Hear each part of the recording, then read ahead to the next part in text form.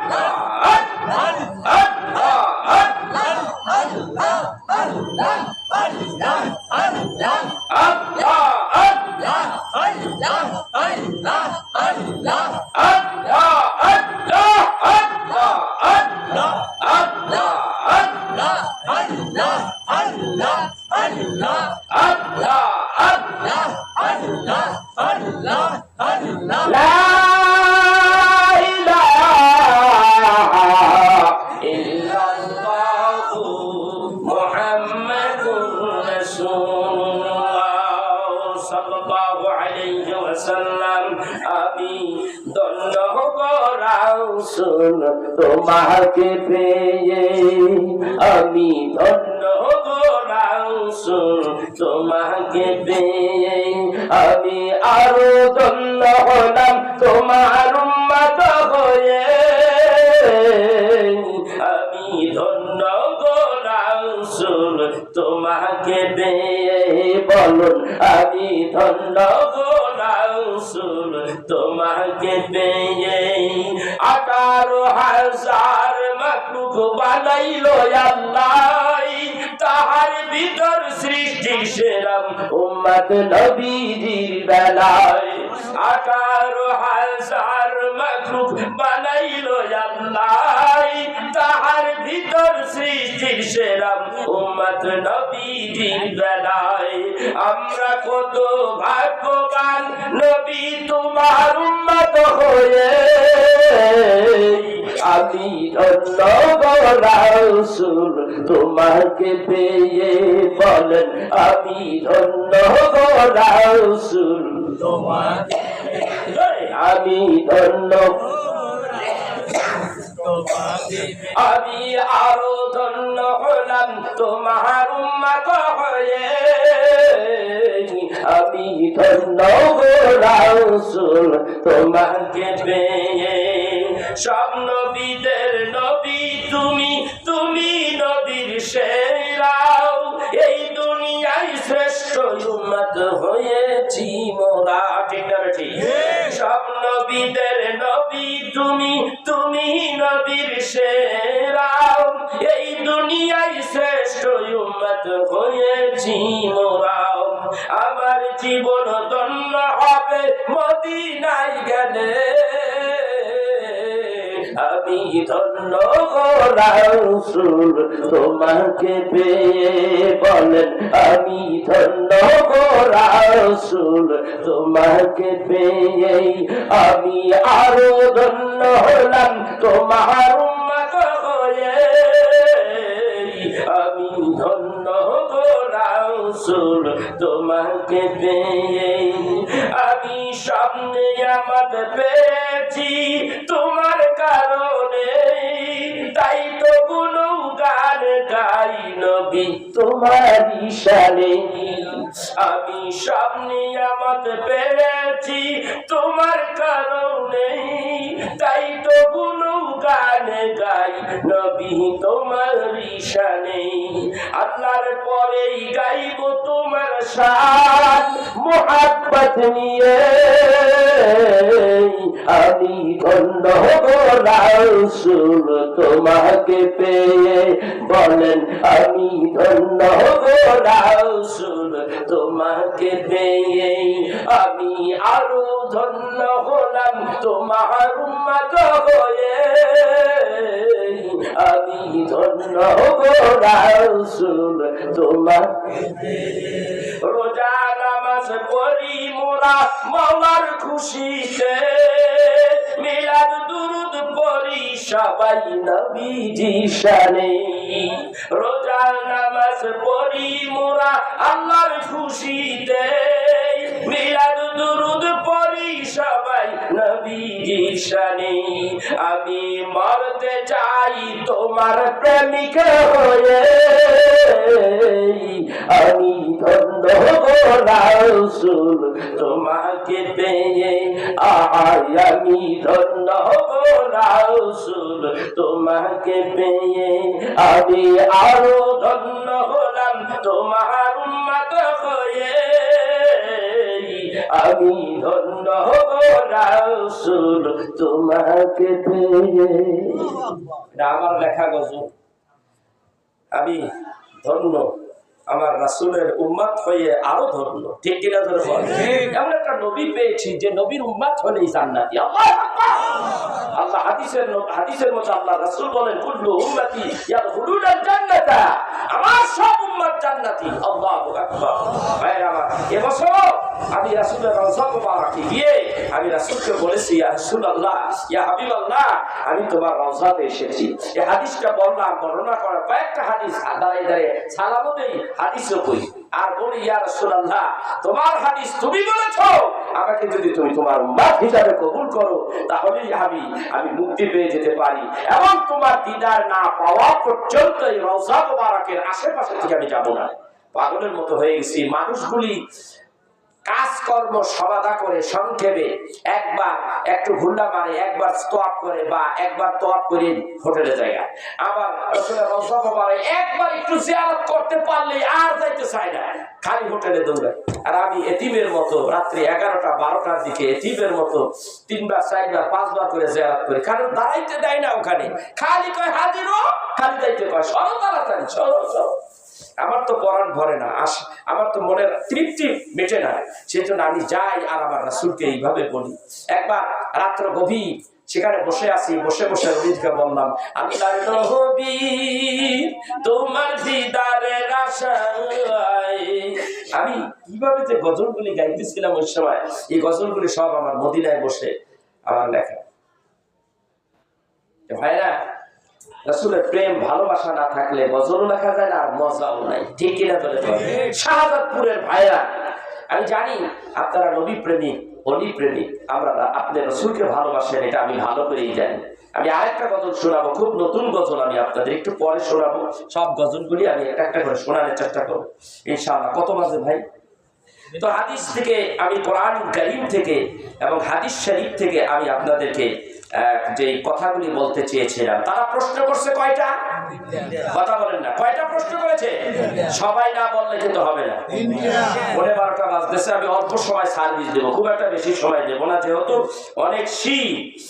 প্রথমত একটা বলা হয়েছে প্রশ্ন, মা হুয়া রূহ, রূহটা কি? দ্বিতীয় প্রশ্ন হলো মান হুয়া আসহাবুল কাহাফ, আসহাবুল কাহাফ কি? আপনি বলেন, যদি নবী হন, পয়গম্বর হন, তাহলে আপনি বলে দেন। এরপরে তৃতীয় প্রশ্ন বলা হলো মান হুয়া যুলকারনাইন, যুলকারনাইন সম্পর্কে আপনি কি জানেন? প্রশ্ন করা হলো 3টা। এই প্রশ্নগুলি আমরা তৈরি হই নাই।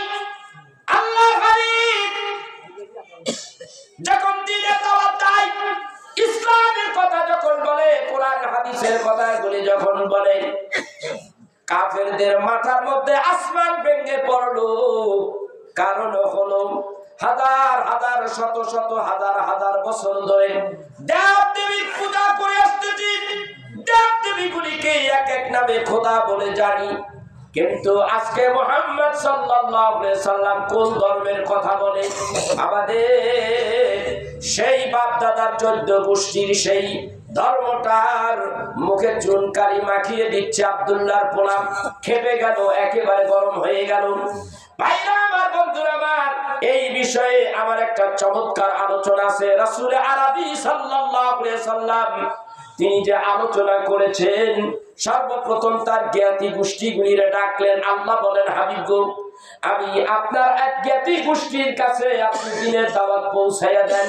নবীজি আমার জ্ঞাতি গোষ্ঠীদেরকে ডাকলেন।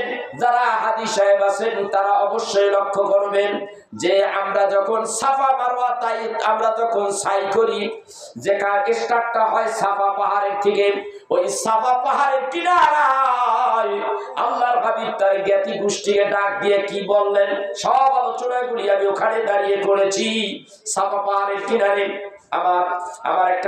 আমার একটা নিজের চ্যানেল আছে, সুন্নি ওয়াজ মিডিয়া সার্ভিস, তার মধ্যে বিস্তারিত সব কথা বলে দিয়েছি। এবং আপনি বাংলাদেশ থেকে মদিনায় মক্কায় যাবেন, যাওয়ার পরে হেরাম পরে আপনি তো এয়ারপোর্ট থেকে হেরাম পরবেন। হেরাম পরিয়া যখন আপনি যখন উমরা করবেন, উমরা করলে আপনার শরীর থেকে যখন আপনার দুইটা পোশাক হেরামের কাপড় খুলে ফেলবেন, পুনরায় আবার কিভাবে আপনি হেরাম পরবেন, কোথা থেকে পরবেন, কিভাবে উমরা করবেন, বিস্তারিত ডিটেইলস আলোচনা একটা আমি ভিডিও করে দিয়েছি। আপনারা দেখবেন, ওইগুলি দেখলে ইচ্ছা হবে মক্কা মদিনার প্রতি ভালোবাসা জন্মাবে, ইচ্ছা হবে মক্কা মদিনায় যাইতে। আপনি বলবেন, হুজুর আমার টাকা নেই, পয়সা নাই গো হুজুর, আমি কেমনে যাব? আপনি শুধু আফসোসের সাথে নিয়ত করবেন আর আল্লাহরে বলবেন, আল্লাহ গো, আপনি আমার এই আশাটা পুরা করে দিয়েন। দেখবেন একদিন সত্যি টাকা নাই, পয়সা নাই, তারই মধ্যে আল্লাহ রাব্বুল আলামিন ব্যবস্থা করে দেবে। তার প্রমাণ আমি নিজে, আমি এই বছরে হঠাৎ করে চলে গেলাম, আমি যাইতেই পারতাম না, আমার কাছে অর্থ নাই, টাকা নাই, পয়সা নাই, খুবই সমস্যায় পড়ে গেলাম। হঠাৎ করে আমার ইচ্ছা হলো, আমি নিয়ত করে ফেললাম আমি যাবো, ইনশাআল্লাহ যাবো। আল্লাহ ব্যবস্থা করে দিছে, আমি ঘুরে আসলাম। আপনাকেও দিব, এটা একটা বাস্তব প্রমাণ। আল্লাহ দিতে জানে কি জানে না? কথা কয় না কেন? যে এখন এই যখন রাসূল আরবি সাল্লাল্লাহু আলাইহি ওয়াসাল্লাম যখন দাওয়াত দিতে লাগলেন, ওদের তো মাথার উপর আকাশ ভাইয়া হল। এখন কিছু বলতেও পারতেছে না, কারণ রাসূলুল্লাহ সাল্লাল্লাহু আলাইহি ওয়াসাল্লাম গার্জিয়ান তখন হযরতে খাজা আবু তালেব মক্কা নগরের প্রেসিডেন্টের ভাতিজা, কিছু কইলে তো ঠ্যাক মেরে দিব, ঝামেলা হয়ে দিব, কিছু কইতেও পারে না। তো কি করা যায়? তো তাদের কিছু ঠাকুর, তাদের কিছু লোক মদিনা ইয়াসরাব নগরে পাঠিয়ে দিছে। ওইখানে ঠাকুর আছে, ঠাকুর অথবা ঠাকুরনী, একটা মহিলা। বুখারীর হাদিসের বর্ণনা এসেছে, বুখারীর সরায়ে এই ঘটনাটা এসেছে যে তারা তার কাছে গেলেন যে কি করা যায়, মুহাম্মদ সাল্লাল্লাহু আলাইহি সাল্লাম তাকে তো দমানো যাচ্ছে না, তো কি করতে পারি, আমাদের একটা পরামর্শ দেন। সলা পরামর্শ করতে লাগলো। তখন সলা পরামর্শ যখন করতে লাগলো, তখন কি করলেন যে তারা শিখিয়ে দিলেন, মহিলা যায়া বলো, সে যদি সত্যিকারের নবী হয় তার এই তিনটা প্রশ্ন করবা। যে তিনটা প্রশ্ন আমি আপনাদের সামনে রেখেছি, এই তিনটা প্রশ্ন শেষ করেই আমি মাহফিল শেষ করে দেব। তো দেখা গেল এই তিনটা প্রশ্ন করার জন্য যখন তারা আসছে, মক্কায় আসছে, আব্দুল্লাহ বলা মুহাম্মদ সাল্লাল্লাহু আলাইহি সাল্লামকে করবে, বাহাবা শুরু হয়ে গেল। একটা তিনটা প্রশ্ন দেখি এ কেমনে জবাব দেয়। প্রশ্ন তিনটা যখন করেছে, হাদিস শরীফের মধ্যে আছে আল্লাহ রাসূল বলেছে আগামী কালের জবাব দেব। যাও, আজকে নয়, আগামীকালকে জবাব দিয়ে দেব। আগামীকাল আসলো, তারা এসে হাজির হলো, নবীজির কাছে আসলেন। আসার পরে তিনি কি করলেন?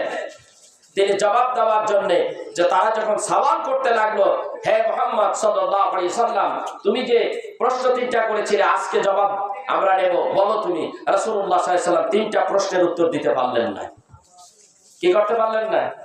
কথা কয় না, উত্তর তিনটা দিতে পারলো না। কেন? তিনি প্রশ্নের জবাব দিতে পারলেন না। আফসোস, কাফেরেরা বলা শুরু করে দিল, সুযোগ হয়ে গেল না। এটা হলো আমাদের জন্য ট্রেনিং, রাসূলুল্লাহ সাল্লাল্লাহু আলাইহি ওয়াসাল্লাম সব জানে, কিন্তু উম্মতের জন্য এটা একটা সবক, উম্মতের জন্য এটা একটা সবক, মনে রাখবেন। কঠিন একটা কথা। আল্লাহর হাবিব জবাব দিতে পারলেন না। কাফেররা আল্লাহর হাবিবকে বিভিন্ন ভাবে তিরস্কার শুরু করে দিল। তুমি তো নবীও কখনো হতে পারো না। কেউ বলে ভণ্ড নবী, প্রশ্নের জবাব দিতে যাইয়া দিতে পারলো না। এইভাবে যখন বললেন, অনেকদিন পরে তার জবাব এসে গেল। আল্লাহ রাব্বুল আলামিন জিবরাইল আলাইহিস সালাতু ওয়াস সালামকে তিনি বললেন, কি বললেন?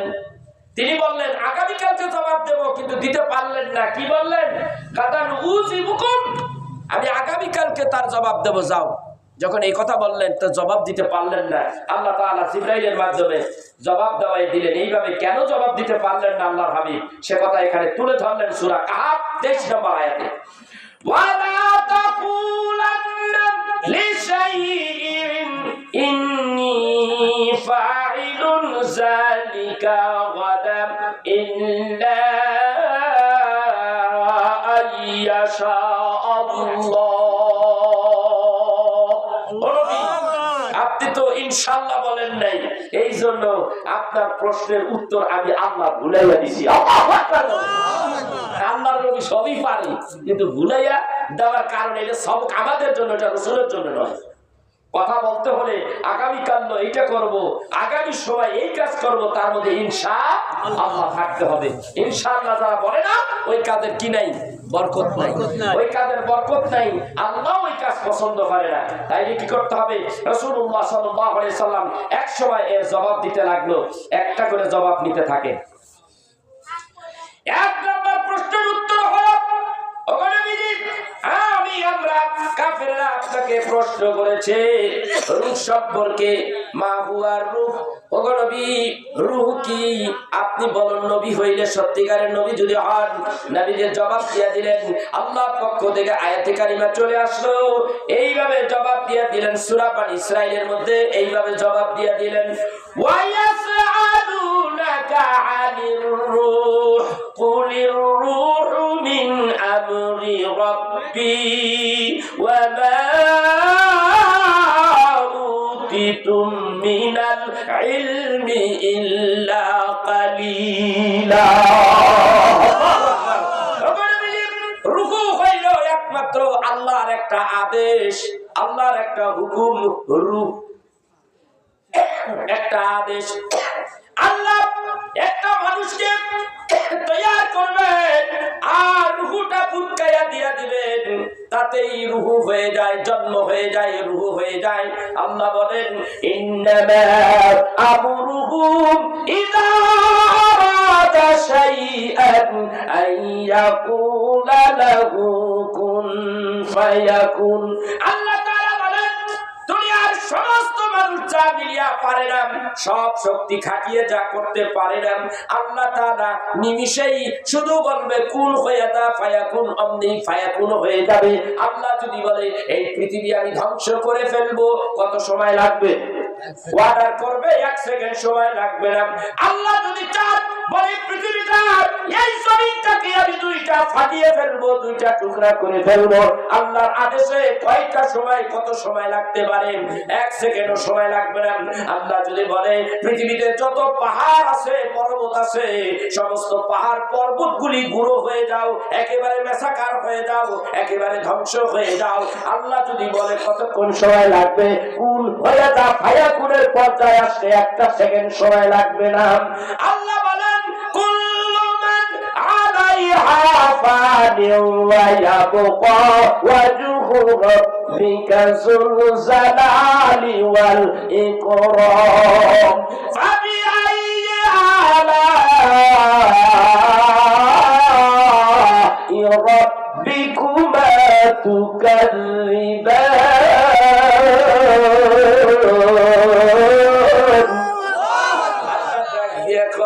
ও বান্দা, এই পৃথিবী আমি একদিন ধ্বংস করে ফেলবো, একেবারে মশাকার করে ফেলবো, সব ধ্বংস হয়ে যাবে।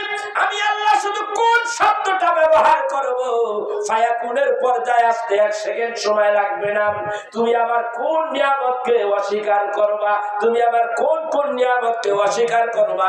সেই যেই নিয়ামত দিয়ে পৃথিবীটাকে আমি আল্লাহ সুন্দর করে সাজিয়েছি। আল্লাহু আকবার। আকবার। এই নিয়ামতের ভাগীদার হইলাম আমরা। কারা? আমরা। এগুলি ভোগ করতেছি আমরা। তো আসা যাক, এইবার প্রথম প্রশ্নের জবাব হয়ে গেল। রূহ হইল একমাত্র আল্লাহর একটা আদেশ মাত্র, একটা হুকুম মাত্র। আল্লাহ একেবারে হুকুম করেছে হয়ে যা, অমনি রূহ হয়ে গেল। এইবার 2 নম্বর প্রশ্ন হলো, আপনি জানতে চেয়েছেন কি যে আসহাবে কাহাফ কি? আসহাবে কাহাফ হলো এমন একটা ঘটনা, আম হাসিবতা আন্না আসহাবাল কাহফি ওয়ার রাকিমি কানু আবা আয়াতিনা রুজাবা। আল্লাহ রাব্বুল আলামিন বলেন, আপনি কি ধারণা করেন যে গুহা গর্তের অধিবাসীরা আমার নিদর্শনাবলীর মধ্যে বিস্ময়কর ছিল না? এই যে 7 জন ব্যক্তি গুহার মধ্যে তারা চলে গেল, ওই জমানায় যখন দাকাইনুস নামক একজন জালিম বাদশা, তার জুলুম যখন অত্যাচার এমন ভাবে নিপীড়ন মানুষের উপরে বেশি করে চালাতে লাগলো, শিরকি করতে লাগলো, নিজেকে খোদার মতো এরকম প্রণাম এবং খোদার মতো আমাকে জানো এরকম অনেক কথা বলতে লাগলো। ওই সময় এই 7 জন ব্যক্তি এইগুলি বরদাস্ত করতে ছিল না। এইগুলি তখন তারা একটা রাত্রে গোপনে পালিয়ে গেল। অনেক লম্বা ইতিহাস। তাদেরকে পিছনের থেকে ধাওয়া করা হলো। এই আসহাবে কাহাফের এই 7 জন ব্যক্তি মতান্তরে 5 জন 6 জন ব্যক্তি, তার সঙ্গে ছিল একটা কুকুর। তার সঙ্গে কি ছিল? একটা কুকুর ছিল। তার নাম তাফসীরের কিতাবে আছে, তার নাম হলো কিতমির। এই কুকুরটা অনেক লম্বা একটা ইতিহাস। কুকুরটাও সঙ্গী হয়ে গেল। তারা যাইতে যাইতে কোথায় যাবে, পিছনের থেকে ধাওয়া খেয়ে তারা একটা গুহার মধ্যে ঢুকলো। ওই গুহার মধ্যে ঢুকিয়েও তারা ওখানে রইল, ওখানেই তারা থাকতে লাগলো। আর কাফেরের গোষ্ঠীরা দৌড়াইয়া গুহার কাছে আসছে, আর ওই কুকুরটা ওখানে বসে তাদেরকে পাহারা দিতেছে। ওই কাফেররা গুহার কিনারে যখন এসে গেছে, আল্লাহ রাব্বুল আলামিন ওই কুকুরটারে অনেক বড় বড় চোখ, অনেক বড় বড় পা, দেহটা বড় বানাইয়া একেবারে একটা ভয়ঙ্কর চিত্র ওদের সামনে তুলে ধরলো। তাতে ওরা পিছে হটে গেল, সঙ্গে সঙ্গে তারা চলে আসলো। ওই অবস্থায় এরা যখন চলে গেছে, এরা ক্লান্ত হয়ে গেছে। ওই যুবকেরা ওইভাবে তারা ঘুমাইয়া রয়েছে সূরা কাহফের মধ্যে। আর বুখারী শরীফের মধ্যে বিস্তারিত আলোচনা রয়েছে। আমার ভাইরা, আমার বন্ধুরা, তারা ঘুমাইলো। ওখানে আল্লাহ তাআলা তাদের চোখের মধ্যে ঘুম চাপাইয়া দিলেন, তোরা ঘুমিয়ে থাক। ওইখানে তারা ঘুমিয়ে রইল। একটা ঘুমের মধ্যে তারা 300 বছর পার করে দিল। আল্লাহু আকবার, আল্লাহু আকবার। তাদেরকে কোরআনের মধ্যে আছে, তাদের পাশ পরিবর্তন করে দেওয়া হলো। তারা যখন চিত হয়ে ঘুমাইছে, ফেরেশতাদের মাধ্যমে তাদেরকে কাঁধ পরিবর্তন করে দেওয়া হলো। ডান দিকে কাইত, ডান দিকে কাইত করে রাখছে, আবার বাম দিকে কাইত করে রাখছে। এইভাবে একটা ঘুমে তারা 300 বছর ঘুমাসলো। ওগো নবীজি, আপনি পয়গম্বর, আপনি কাফেরদেরকে এই বিষয় বলে দেন। সব বলে দেওয়া হলো, ডিটেইলস বলে দেওয়া হলো, কিন্তু কেউ মানে না। সময় মতো জবাব জয় নেই। কিন্তু রাসূল যেই কথা বলেছে, আল্লাহ রাব্বুল আলামিন তা কোরআন রেকর্ড করেছে, কোট করে রেখেছে। হাদিস শরীফের মধ্যে, সহিহ বুখারীর মধ্যে আছে। উমদাতুল কারি নামক কিতাবের মধ্যে এই ঘটনা সন্দর্ভে বিস্তারিত আলোচনা করেছে। এইবার আসুন 3 নম্বর প্রশ্নের উত্তর। যুলকারনাইন কি? কে যুলকারনাইনের ইতিহাসটা আমরা জানতে চাই। আল্লাহ তাআলা আমার রাসূলকে জিবরাইলের মাধ্যমে জানিয়ে দিলেন। সূরা কাহফের 83 নম্বর আয়াত আল্লাহ তাআলা জানিয়ে দিলেন, ওয়া ইয়াসআলুনাকা আনিল কারনাইন কুল সাআতুলু আলাইকুম মিনহু নিকরা। তারা আপনাকে জিজ্ঞেস করবে যুলকারনাইন সম্পর্কে, আপনি বলুন আমি তোমাদের নিকট তার কিছু অবস্থান বর্ণনা করব। এই যুলকারনাইন কে ছিল? পৃথিবীটা শাসন করেছেন 4 জন ব্যক্তি। কয়জন ব্যক্তি? 4 জন ব্যক্তি এই পৃথিবীটারে শাসন করেছে। তাদের শাসন ছিল, সূর্য যেখান থেকে উদয় হয় ওখান থেকে শুরু হয়েছে, সূর্য যেখানে অস্তমিত যায় ওইখানে তাদের শাসন ভার শেষ হয়ে যেত।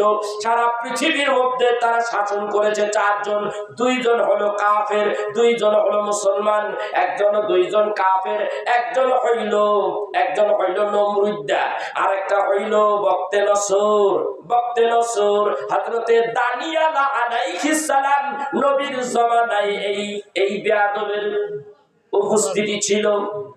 কে? বক্তে নসর। এই বক্তে নসর কাফের, আর নমরুদ কাফের, নিজের খোদাই দাবি করেছে। এরা সারা বিশ্বটারে পরিচালনা করত। আর মুসলমানদের মধ্যে 2 জন, একজন হইল হযরতে নবী সুলাইমান আলাইহিস সালাতু ওয়াস সালাম, আর আরেকজন হইল যুলকারনাইন। আল্লাহ বলেন কোরআনুল কারীমের মধ্যে এই যুলকারনাইনের নাম এসেছে। কিভাবে এসেছে?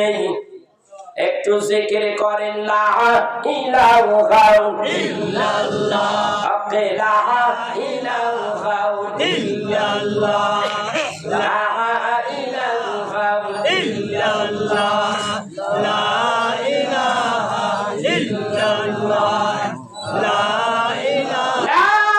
ইলাহা ইল্লাল্লাহ, মুহাম্মাদুর রাসূলুল্লাহ সাল্লাল্লাহু আলাইহি ওয়াসাল্লাম, লা ইলাহা ইল্লা আনতা সুবহানাকা ইন্নী কুনতু মিনাল যালিমিন। হযরতে ইউনূস নবী পানির তলদেশে মাছের পেটে পড়িয়া তিনি চিৎকার মারলেন, আল্লাহ সূরা আম্বিয়ার মধ্যে তুলে দিলেন। এরপরে বললেন ফাস্তাজাবনা লাহু ওয়া নাজাইনাহু মিনাল গাম্মি ওয়া কাযালিকা নুনজিলুল মুমিনিন। হে ইউনূস, তুমি মাছের অতল দরিয়ার তলদেশে মাছের পেটের মধ্যে যে বিপদে পড়েছো, দুনিয়ার কেউ শুনে নাই তোমার ডাক, আমি শুনেছিলাম, সঙ্গে সঙ্গে জবাব দিয়ে দিলাম, জবাবই দেই নাই। আবার তোমাকে আমি কি করেছি? তোমাকে খালাস করে দিয়েছি। ঠিক হযরতে দাউদ আলাইহিস সালাম, আইয়ুব আলাইহিস সালাতু ওয়াস সালাম 18 বছর তারে কিরায় খাইলো, ঠিক না? আল্লাহ বলেন দাউদ রে, হে আইয়ুব রে, তুমি এমন পরীক্ষা দিয়েছো, 18 বছর তোমার পরীক্ষায় তুমি পাস করেছো, আমি ঘোষণা দিলাম ফাস্তাজাবনা লাহু ফাকাশাফনা মা বিহি মিন দুররিন ওয়া আতাইনাহু আহলাহু ওয়া মিসলাহুম মাআহুম রাহমাতাম মিন ইনদিনা ওয়া যিকরা লিল আবিদিন ওয়া ইসমাঈল ওয়া ইদরিসা ওয়া যালকিফলি কুল্লুম মিনাস সাবিরিন। এই আয়াতটা আমি পিছনের থেকে টানলাম, স্মরণে ছিল না বিদায়, যে আল্লাহ তাআলা বলেন আইয়ুব রে, যাও, আমি তোমাকে মুক্ত করে দিলাম, এই বিপদ থেকে, এই অসুখ থেকে তোমাকে ভালো আমি কি করলাম? মুক্ত করে দিলাম, এবং তোমার বিবি, বাল বাচ্চা, ধন সম্পদ সবকিছু নিয়ামতের সাথে তোমাকে সবকিছু ফিরিয়ে দিলাম।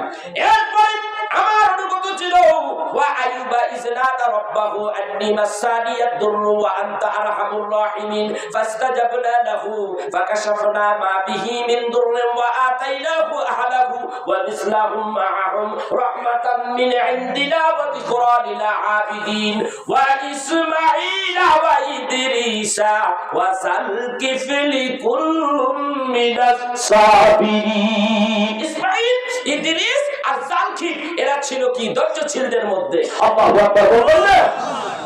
এবার এই যে জালকিফ, এই জালকিফই হলো বাদশা সেকান্দার, ইনি হলেন বাদশা যুলকারনাইন। যেই যুলকারনাইন এই পৃথিবীর সারা দুনিয়াটাকে তিনি শাসন করতেন, সেই যুলকারনাইন তিনি আবে হায়াত খুঁজতে দেয়া মাটির নিচে বা একটা জায়গায় তিনি চলে গেলেন। তিনি ওখানে আবে হায়াত খুঁজতে দেয়া তিনি পাইলেন না, অলি গলি ভিতরে ঘুরে ফেললেন। ঘুরে ফেলানোর পরে মনে করছে আমি তো আর এই গর্তের থেকে বের হতে পারবো না, বুঝতে পেরেছি এমন একটা জগৎ আমি আর এখান থেকে বের হতে পারবো না। অতএব তিনি সেখানেই বসে গেলেন যে আল্লাহ তাআলা যদি আমাকে এখানে মৃত্যু দেয় তাহলে দিয়ে দেখ, আমি এখানে বসে গেলাম। তিনি ওখানেই বসে গেলেন, জাদু গেটে বসে গেলেন। বসার পরে ওখানেই তার মৃত্যু হয়ে যায়। এই সেই বাদশাহ জুলকারনাইন। এই তার ইতিহাস, সংক্ষিপ্ত ইতিহাস বলে দিলাম। রাসূল আরবি সাল্লাল্লাহু আলাইহি ওয়াসাল্লাম এইভাবে কাফেরদের কাছে কথার দ্বারা এবং এমনকি শুধু কথার দ্বারাই আবার রাসূলকে চাপ প্রয়োগ করে নাই, নবীজির গায়ে পর্যন্ত হাত তুলেছে, রাসূলকে সাল্লাল্লাহু আলাইহি সাল্লামকে পাথর মেরেছে, রক্ত ঝরিয়েছে। এই সেই রাসূল, সেই দ্বীন ইসলাম এত কষ্টের বিনিময়ে এই পৃথিবীর জমিনে এসেছে। ইন্নাদ দীনা ইনদাল্লাহিল ইসলাম, একমাত্র মনোনীত পছন্দ, একমাত্র আল্লাহর মনোনীত ধর্মই হলো ইসলাম। পৃথিবীর মধ্যে শ্রেষ্ঠ হলো ইসলাম। আর ইসলামের বিস্তারিত যে সমস্ত কর্মগুলি রয়েছে